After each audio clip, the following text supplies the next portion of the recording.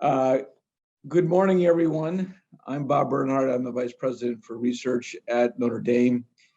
And it's my pleasure to welcome you on behalf of all my colleagues here at Notre Dame, especially the co-directors, Sarah Weehee and Sharon Moe, all our colleagues at IU School of Medicine, IU and Purdue, to this ICTSI retreat hosted by Notre Dame. As I was preparing for my remarks this morning, I was thinking about the last retreat we held. It was actually, I think, quite impactful. We talked at the time about social and structural determinants of health, and a lot came out of that meeting. I recall action items after the meeting included, looking into forming a new PDT, which actually happened, and it's a very, as I understand it, very active statewide PDT at this point. And I think a nice addition to the things we have been doing at ICTSI.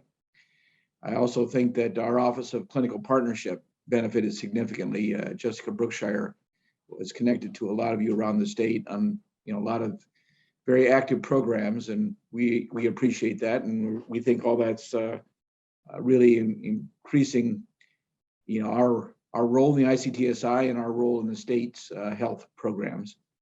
I think also you met a new center at Notre Dame, CTSI, which I think is also quite active statewide now. Anyway, there was a lot to come from that.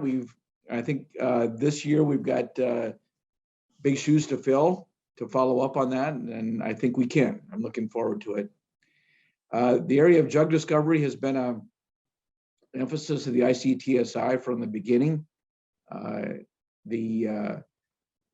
It's a strength of the three schools. We all have complementary strengths, and so it's an area where I think there's a lot for us to do, and potentially a lot of new things to look into.